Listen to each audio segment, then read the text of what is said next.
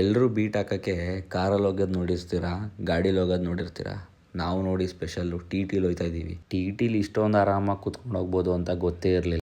ನಾವು ಮೈಸೂರವ್ರು ಗೊತ್ತಲ್ಲ, ಹೊಸ ಗಾಡಿ ತಗೊಳ್ಳಿ ಹಳೆ ಗಾಡಿ ತಗೊಳ್ಳಿ ಎಲ್ಲಿಗೆ ಹೋಗ್ತೀವಿ, ಬೆಟ್ಟಕ್ಕೆ ಹೋಗ್ತೀವಿ. ಕಾರಲ್ಲೇ ಸುಮ್ಮನೆ ಹೋಯ್ತಾ ಇರಲಿಲ್ಲ. ಇನ್ನು ನಮಗೆ ಟಿ ಸಿಕ್ಕೈತೆ, ಅದು 13 ಸೀಟು. ನಾವು ಬೇರೆ 5 ಸೀಟ್ ಇದ್ದೀವಿ, ಬೋರ್ ಆಗಲ್ವಾ.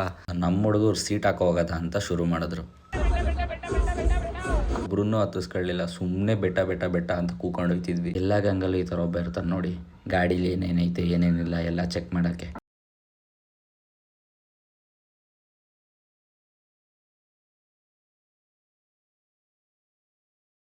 ಇವರೇ ನೋಡಿ ನಮ್ಮ ಡ್ರೈವರ್, ಸಾರಿ ಗಾಡಿ ಓನರ್ಗೆ ಫುಲ್ ಕ್ವಾಟ್ಲೆ. ಏನಂತಂದರೆ ನಮ್ಗೆ ಯಾಕೆ ಪ್ಯಾನೋರಾಮಿಕ್ ಸನ್ರೂಫ್ ಮಾಡಿಸ್ಬಾರ್ದು, ದುಡ್ಡು ಬಂತು. ಟಿ ಯಾಕೆ ನಮ್ಗೆ ಯಾಕೆ ಇನ್ನೂ ಪ್ಯಾನೋರಾಮಿಕ್ ಸನ್ರೂಫ್ ಕೊಟ್ಟಿಲ್ಲ. ನಂಗೆ ಸನ್ರೂಫ್ ಏನೂ ಬೇಡ ಗುರು, ನಾನು ನೋಡ್ತೀನಿ ಅಂತ. ಇಲ್ಲಿ ನೋಡಿ ನಮ್ಮ ಹುಡುಗ ಏನು ಮಾಡ್ತಾನೆ.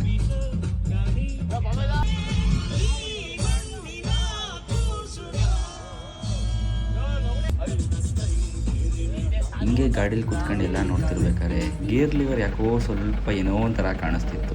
ಹೆಂಗೆ ಕಾಣಿಸ್ತೈತೆ ಅಂತ ನಿಮ್ಗೆ ಏನಾದ್ರು ಒಂಚೂರು ಕಮೆಂಟ್ ಮಾಡಿಬಿಡಿ.